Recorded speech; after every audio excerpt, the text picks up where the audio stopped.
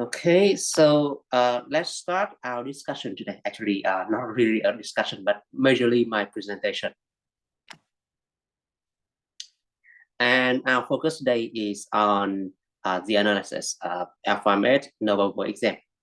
As I said, then this one was quite challenging, and still we have 4 questions in 180 minutes.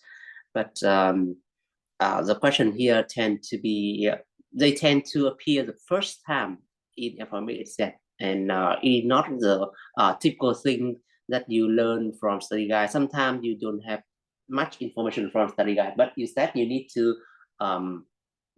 consult with the external sources like from other modules or from the internet. Okay. Anyway, then I will try to help you how to ace these questions. All right. Before we go into the details, then let's look at the 4 questions.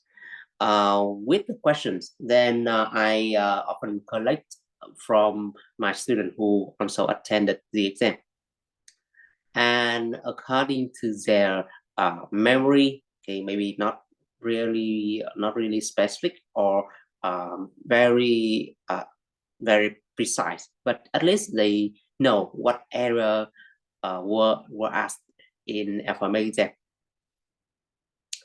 Question number one was about KPIs and SLA. In fact, then there had been other questions on KPI and SLA in previous L4M8 exam, but this is the first time it is asked in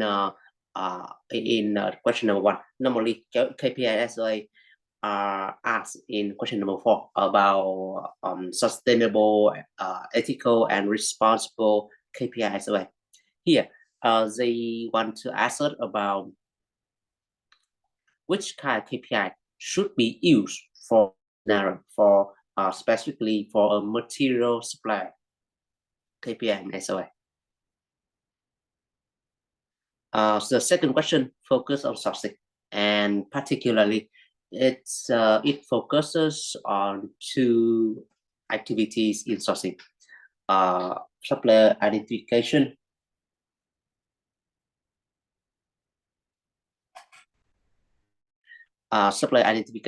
and supplier appraisal. Okay, so as procurement professional, I expect that you should be performing pretty well in this question.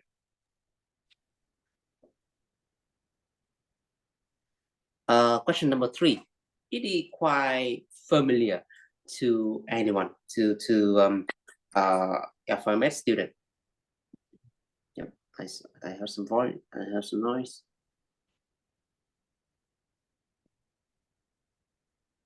Okay, I think that we should let the question later. Okay, I will answer your concern later.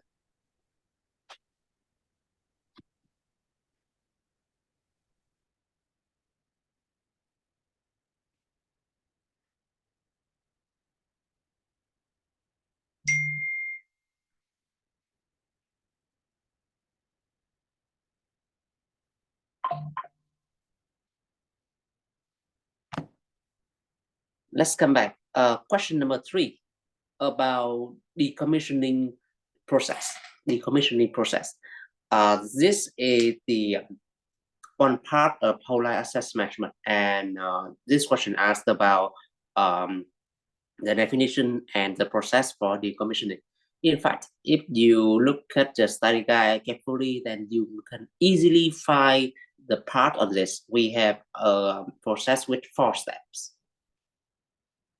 And the final question on ethical and responsible sourcing.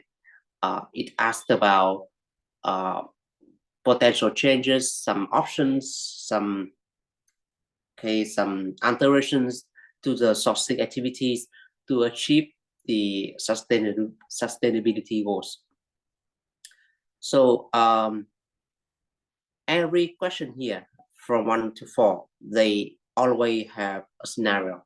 Okay, and you need to apply your understanding, your knowledge in that scenario. And here, then my tip is that we must customize our answer to the scenario, okay, and we make it as relevant to the scenario as possible. If I remember correctly, then question number 1 was about a luxury brand may have some problem with their supplier and they want to change something.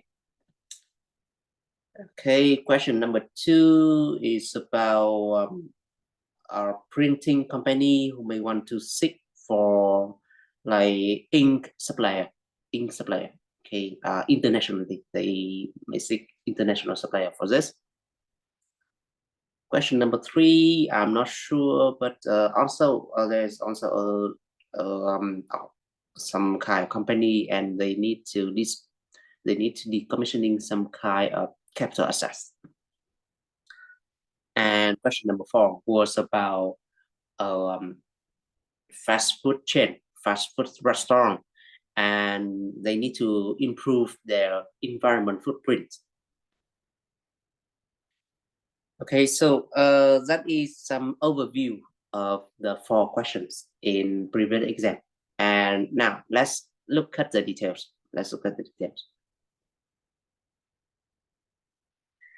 Okay, question number 1. They asked about the potential KPIs and SOA applicable to a case of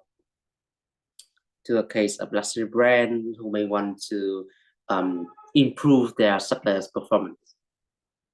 So they ask specific numbers of KPI and SOA, and that is like 5 potential KPIs and SOA for the material suppliers.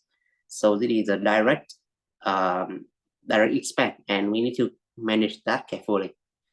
If you don't know how to generate your answer, then here I would like to suggest 2 ways to brainstorm. Brainstorm here means you can generate your idea, and you don't lose the way when you write your exam. Okay, so I would suggest 2 ways to brainstorm. The first way, you can rely on the 5 rights. Okay, we all know about the 5 rights. That's right quality, right quantity, right price, right time, right place. And with the 5 rights, then you may pick some rights and expanding your idea about the KPI here. With the right quality, then we can generate some KPI like defect rate, the number of defective products in a batch, or the compliance rate, which means the number of products complying to the specification in a batch, okay, or percentage. With quantity, then we can rely on info delivery, okay, the rate of info delivery in the total number of deliveries, and with time, and it is similar with on-time delivery. Another way, I think that it is more applicable since you can generate more answers from here. I may suggest to use the character tendency. Normally with character tendency, then it is a model for suggesting the potential criteria for supplier assessment. Here, I use character tendencies to generate some idea for the KPIs and SOA. Okay, you may recall some key competency, some key criteria like capability or competency. With competency, it means about the ability to produce the right product. So we focus on the KPI, the quality KPI here, like defect rate or compliance rate. With capacity, then it's about how much they can produce, how much the supplier can produce, and whether they can deliver that in short lead time. So we can rely on the average lead time as a KPI here, or you can try to or you can try to use something like on-time delivery or so on.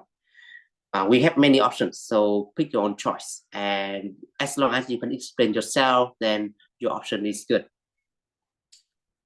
With consistency, then it's about quality. It's have like maintain the quality, maintain the homogeneous quality across the product. With the cost, then we can focus on the saving and whether the supplier achieve the saving target or not. With the communication, then we can measure the response time or the satisfaction score or the incident or the number of case solved, okay, number of cases solved that supplier has supported us. So with communication, it is about kind of like customer service, how well, how good is supplier's customer service. And with clean, then it is about ESG criteria like ethical and responsible sourcing, environment, carbon footprint, emission, etc. And by this way, then you can see that I can easily generate multiple KPIs. Okay. The question asks for 5. So this is the process for you. First, write an opening about the importance of contract management and using the use of KPI as well. Second, then let's go into the details, like go into what are 5 important KPIs. Okay, it should be relevant to the scenario. And here, since it is only about material supplier, so we can use some general answer like lead time, like defect rate, on-time delivery, response time, okay, emission, and so on. So easily get 5 KPI. However, if you want to get higher score and ensure your chance of passing the exam, then we need absolutely to expand our idea. Within each KPI, then you cannot just write the name, you must write something else. Okay, and really another suggestion from me. Okay, within each KPI, then I think that to expand, you may try to write something like first, it's the name of KPI, like here, I list the name. This is just the name, but you cannot just give the bullet point like this. You must expand. Then what should be expanded? Okay, second, then we can focus on the measure, on how to, on what is measured by this KPI. Okay, it sometimes then it is very clear on the name of KPI. So we can move on with the third point on how to collect the data. Okay, with defect rate, then we will check, okay, who will put the information into the system and how often should we collect and combine data or and collect the data. Okay, another idea here is about why this KPI is important to the scenario, and here you may link to the scenario, and also listing potential target for like the KPI. Like with the average lead time, then the target should be, for example, should be 3 days or shorter, 3 days or less, or 5 days or less. With the defect rate, then it should be smaller than 1%.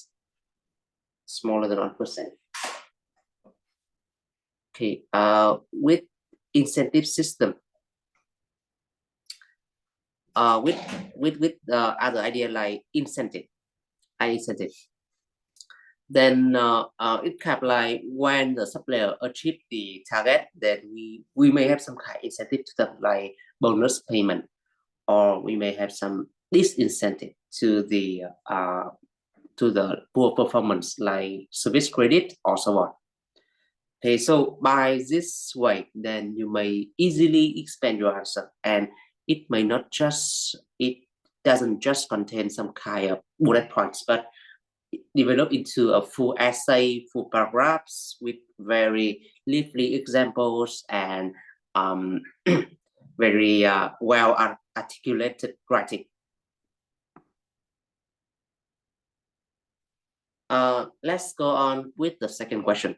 The second question asks about different sourcing activities, and it majorly includes two activities. First, supplier identification, and second, the activities within supplier appraisal.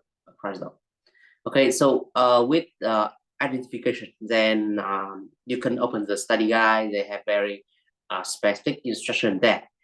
We can rely on some different sources of information on the identification of supplier.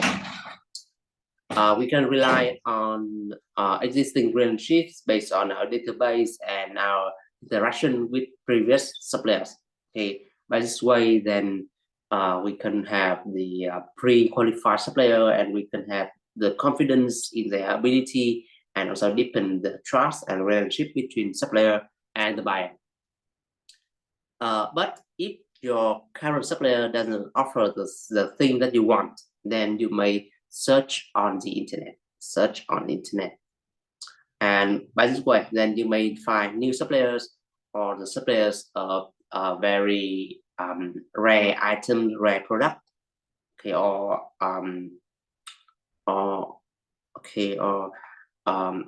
proprietary product. But however, then there are many suppliers on the internet, and you may have some risk like poor performance or even fraud. They may not have the right capability you want. Okay, so we need to have some kind of qualification here.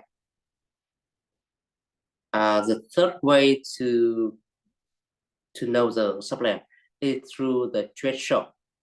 A trade show is kind of like an organized exhibition where you can search, where you can interact with the suppliers, and they may inform you about new products, new technologies, and it's their marketing opportunity to launch their product. Okay, to introduce their product to the buyer. So based on these opportunities, then you may assess the supply market. You may assess the supply market and learn about new technology, new product. Okay, and this way is on the way to identify potential supplier. And the final way I suggest here is recommendation. It means we use the suppliers from other buyers or other relationship. We know them through references. Okay, here I suggest 4 ways to identify supplier. In study guide, they have other way as well. And based on your experience, then you may list other way. Like you can go to a B2B portal and search for the suppliers. Okay, that is another way. Okay, we often do that. Or we can rely on the marketing material. We can rely on the suggestion from the end user, where they have some information about potential supplier. Okay, so with supplier identification, then the target here is to identify as many suppliers as possible, and it may help you in generate the interest, and also generate the competition we need for the value for money. The second activity we need to look at is the supplier appraisal. Okay, so this one, then we come with a process. And it can apply a string of activity rather than just a single activity. With supplier appraisal, then we need to first gather a team of interested stakeholders, or if they have the expertise, then we need to invite them, and they will be the panelists for supplier assessment. Second, then we need to discuss the criteria and also prepare the criteria to send to the supplier. And the criteria here should be fair and should be delivering the value for money. And then depending on the purchase, then you may need to select your supplier or shortlist your supplier or vet the supplier using PQQ or RI. And then with the shortlisted suppliers, then we may invite the tenders and we assess the tenders based on the criteria. Here, I believe that since you are procurement professional, then you need to know more details than me. Okay, you do it on daily basis. We have some kind of bid tender, we have criteria, we open the tenders, and then we assess the tenders based on criteria, give them the score and summarize them under a weighted score system. Okay, and the contract will be awarded to the highest score. Okay, that is supplier appraisal.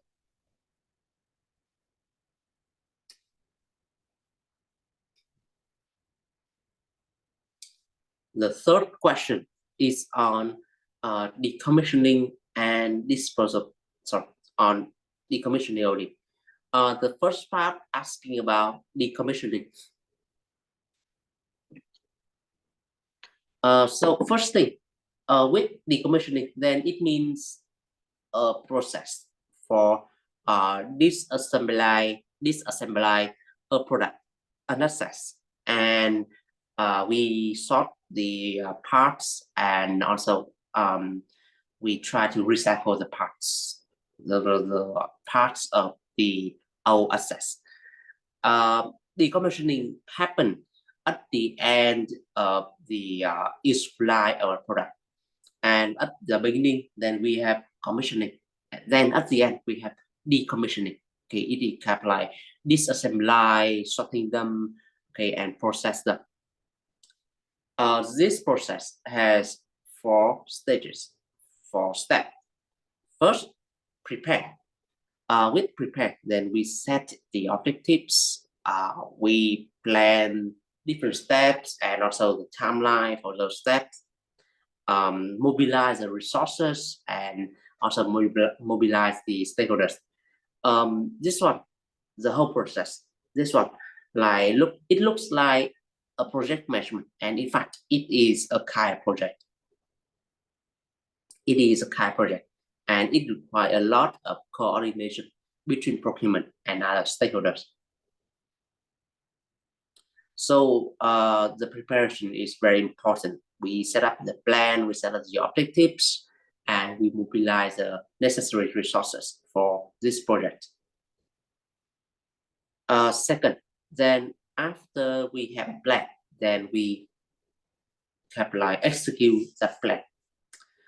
With plan execution, then first with this assets, then we need to dismantle it into the parts, and also sorting the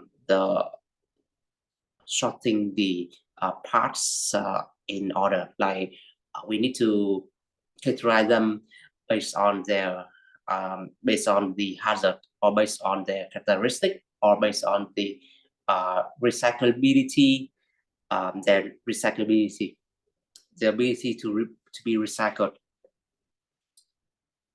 Okay, and here then we need to be very careful with the substance, with hazardous substance.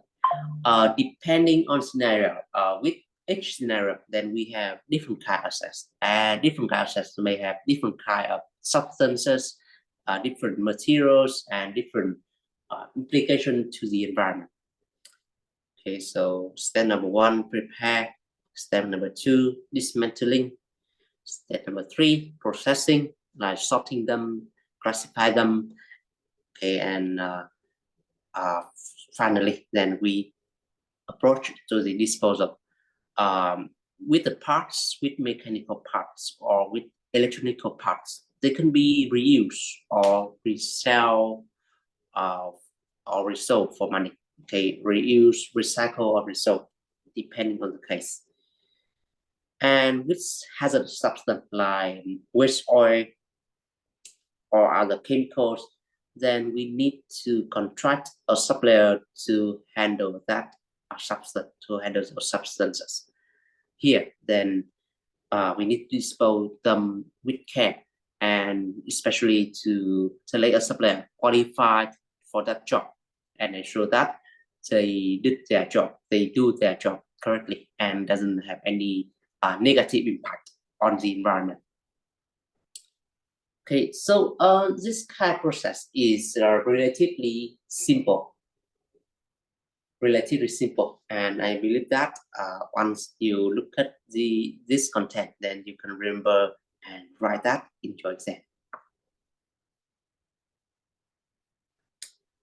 And finally, question number 4 about improving the ethical and responsible performance of the supplier.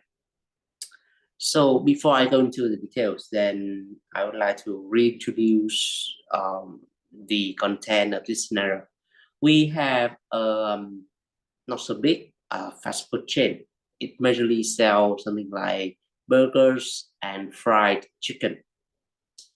Okay, it is fast food, so it has a lot of customers, and most customers want to dine. They want to take home, want to take the meals home, or they want to dine at the restaurant, but they don't want something more commitment, like they only use the plastic or one-time wrapper. So with this scenario, then the major problem would happen with first the plastic packaging of the food and the plastic straw.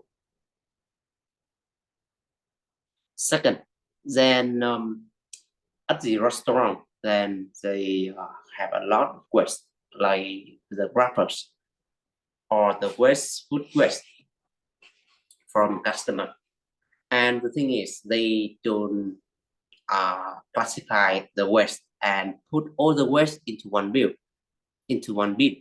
and that bin is kind of like full, and it creates some kind of problem for the organization. It may affect the food safety, it may affect the health and safety of the employee, etc. This company also is discovered to be using animal-based oil, and it can be very like harmful to the customer.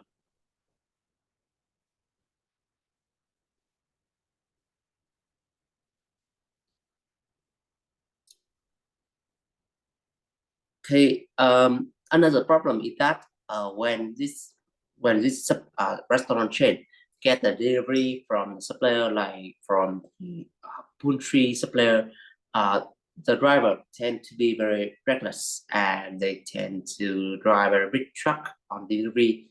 And during the winter, the engine is on, and also they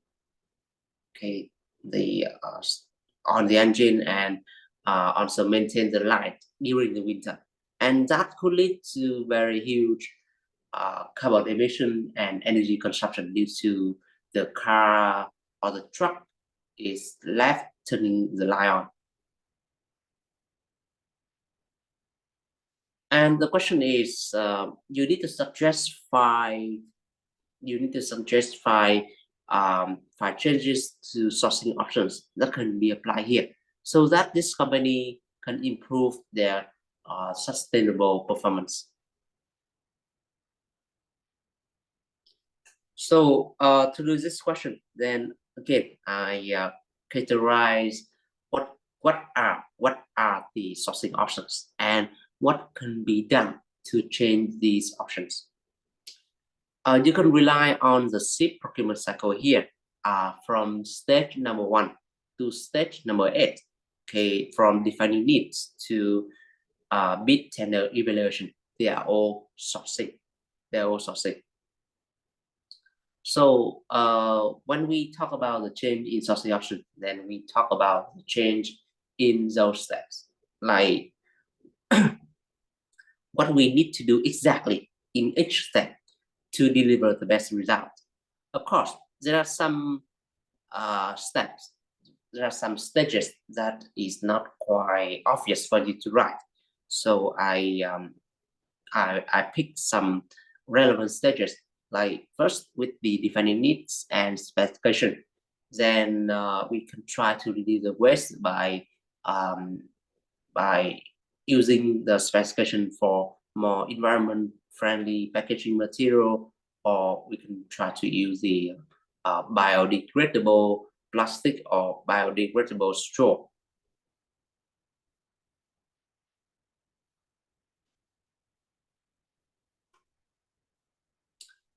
Second, then another option is on the assessment criteria, like how we should assess the supplier and how we should give them a contract. With this option, then obviously we need to include some criteria for supplier, like whether they have the recognized accreditation, whether they have the policy on ethical and responsible sourcing, etc. It is a kind of like the assessment criteria, and we may have the yes/no question here. Another change is about the contract. You can change the terms and condition, tightening the condition on environment, social, and government issues, like using some KPI like the accreditation or the total emission in the supply chain, or the rate of use of animal-based oil in their operation, in our operation, in the delivery, the rate of animal-based oil in our delivery. Okay, so with the contract, then we have a lot of rooms for improvement, like using KPI SOA, or we can try to include the disincentive for wasteful activity, like when the driver park the truck at the delivery site, then they should turn off their light and turn off their engine. If they don't, then you may issue some kind of service credit because of their non-compliance, and this is a way to achieve the sustainability by enforcing the contract clause.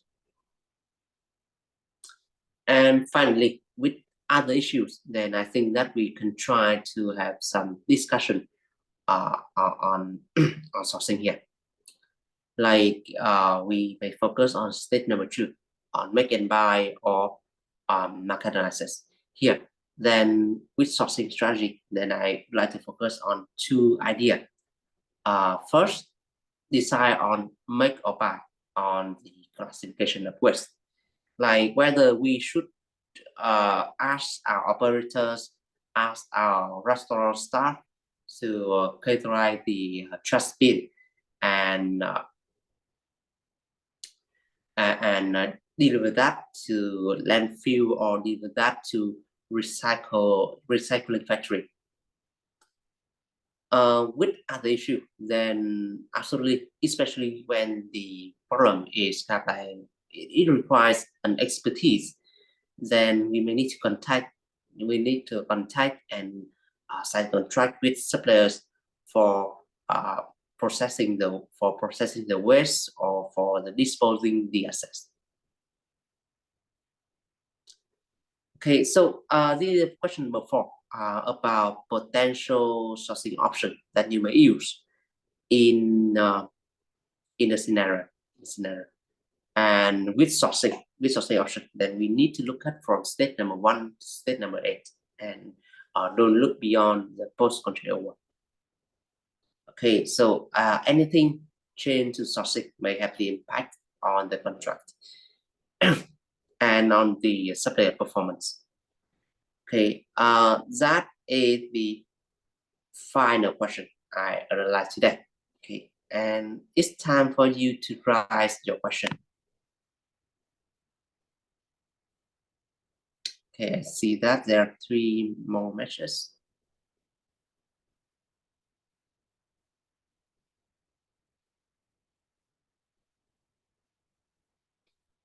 Okay, Marina, of course, I will share the recording and the presentation. but only to the one who attend this webinar directly, and not just to anyone. They don't calculate value the work and the time we spend to each other. With Abdullah, I see that, yeah, maybe you are talking about question, I don't know, maybe question number 4, like disclosing the conflict interest. That could be. I was referring to question 2. Question number 2. Where you appraise where you identify and appraise suppliers. Okay, that's good. So okay, that's good. So during supplier vetting, then you may need to have some kind of declare on conflict interest and ensure that there's no conflict interest between the evaluation panel and the suppliers. Okay, good. One idea. All right. That is correct, but I'm referring to the previous slide, the one slide before. When you search for new suppliers, either you look for existing relationships or existing supplier that you're dealing with, or do a research on the internet, or you go to a trade show, or ask for recommendations, right? Now, sometimes when you want to recommend suppliers internally in your organization, you might want to disclose that you used to deal with this certain supplier. You need to just disclose if there is any conflict of interest. I think that's the downside of the recommendation part. Correct me if I'm wrong. That's right. However, then please remember that we have limited time for each question, and question number 2 has 2 sub questions, so you need to balance time. Okay, so if you see that, especially in the exam, then they will give you an indicator of the points that the maximum points of each sub question. So you should allocate your time accordingly. If the question has low value, like only 9 points or 5 points, then you should spend as little time as possible and don't try to expand. However, if the question, for example, this identified supplier has a value like 20 points, then we can analyze about the advantages and disadvantages of these methods. Okay, yeah, but I really like your idea. Okay, and this is a good way to approach to the question. Okay. All right. From Jessica, the good chance somehow similar question. No, I don't see any 2 close exam, any 2 consecutive exam using the same questions, unfortunately. I just instruct you on how you can answer this question, how you can answer these questions, and it may give you some. I hope that this webinar may give you some instruction for future question, for writing an unexpected question. Regardless, then this March is the first time we apply new syllabus, especially with L4M8 is heavily edited. So we expect that there are quite many changes in the exam. Okay, and especially with question number 2, where you need to calculate. Prasad, yeah, have you included calculations in your question bank? Unfortunately, then not yet, but we are in the process in doing so. Like I'm looking at the study guide and looking for some potential question for the calculation. However, then I can say you this: we may have some basic calculation like calculating the financial ratios, gearing kind of ratio, quick ratio, profitability margins, different time margins, and also the break-even points, like what kind of how you should analyze the break-even points, like at which level then the production will reach the break-even. Okay, and with Bhavna Mahadev from India. I see that you raised your hand earlier. Can you unmute yourself and raise your concern?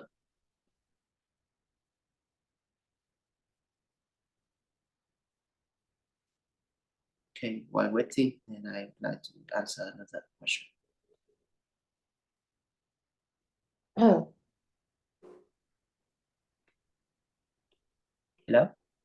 Hello? Yeah. Hello? Hi. Yes, no, I just wanted to find out, I'm actually joining from somebody else's mail. I forwarded it. Is this going to be an issue when you forward the recording and the slides?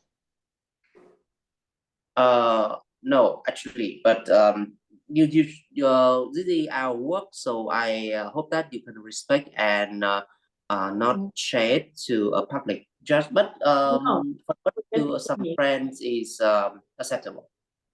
Okay, thank you. Okay.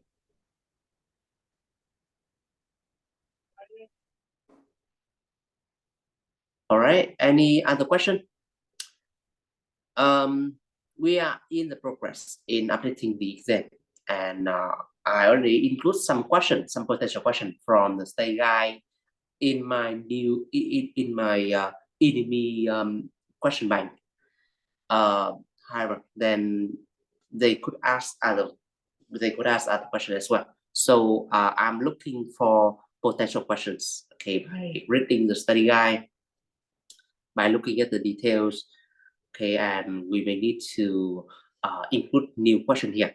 And this math exam is kind of like very unpredictable. So I refrain from giving any prediction. Okay, it's very hard to say what kind of question may come. However, then and then I can say that we have two major updates. First, the chapter 1 in L4M8 in new L4M8 is totally new. It's about procurement in different sector. So you need to understand about the characteristic of public, private, and third sector, and the implication on procurement. With chapter 2, then it is basically the former chapter 1 and former chapter 2 combined. Furthermore, it requires you to calculate.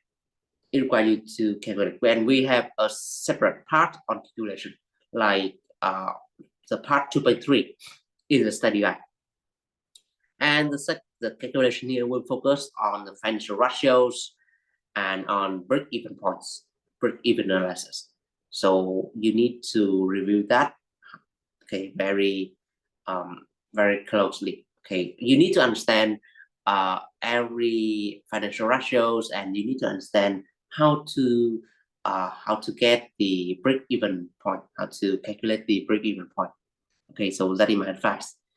With chapter 3 and chapter 4, then they are largely similar to previous syllabus. So you could see the same question again, like in chapter 3 on total cost ownership. Now they call it whole life cost, or decommissioning, disposal, or hidden cost in the international sourcing or purchasing from overseas, or convincing your senior management. Okay, so which question number 3 and question number 4, then you may see very familiar questions, but with question number 1 and 2, then we need to prepare. We must prepare for potentially new questions. Okay.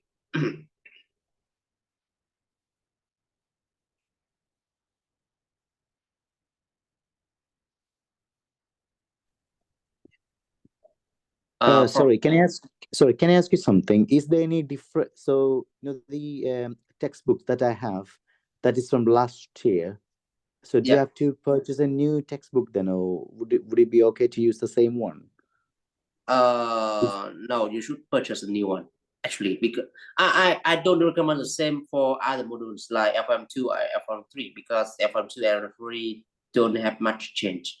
But with L4M8, then it changed quite significant. So I recommend that you should have the new textbook. It is sold on the website with £40.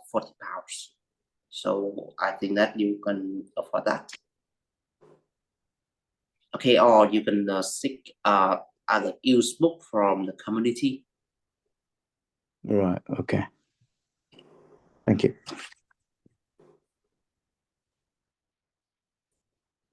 Yeah, Bapna, do you have another question? Yes. So obviously we will get new questions, right? Because this is a new service.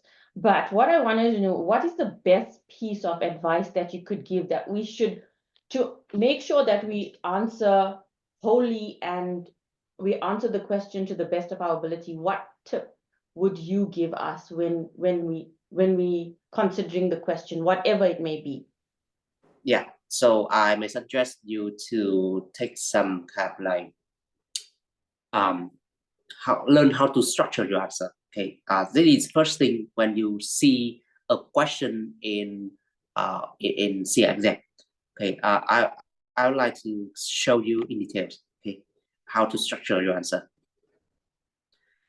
All right, and this one I always instruct my student in CIPS exam. Okay, so with CIPS exam, then you need to write an essay. You need to write an essay, and you need to know how to structure that.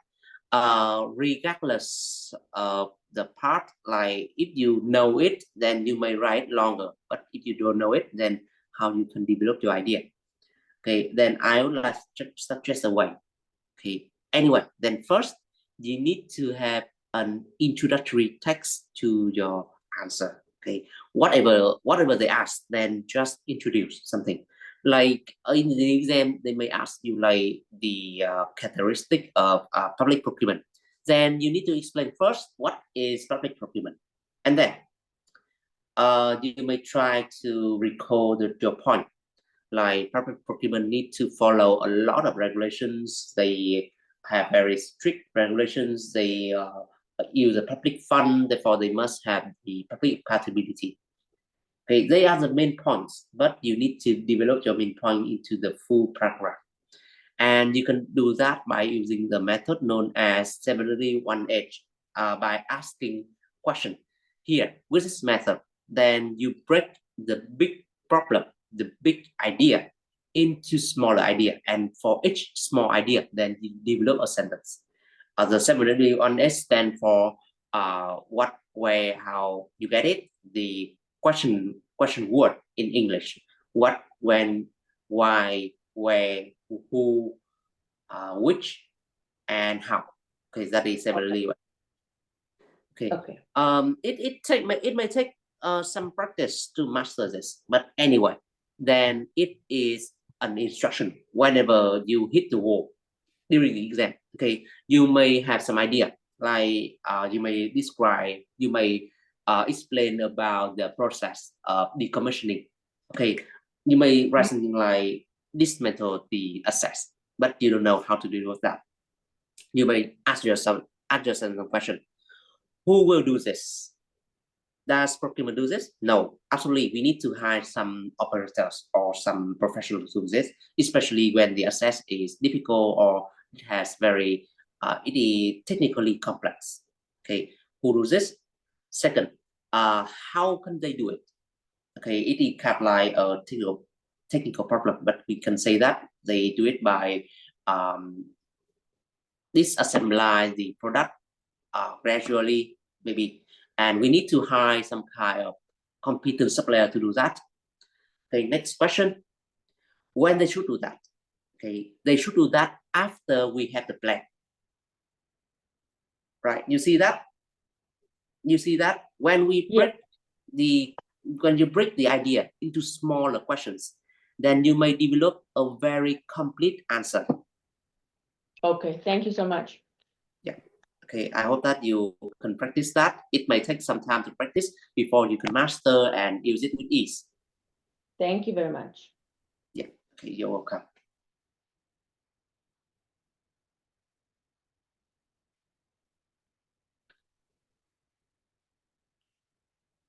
Okay, so any other question?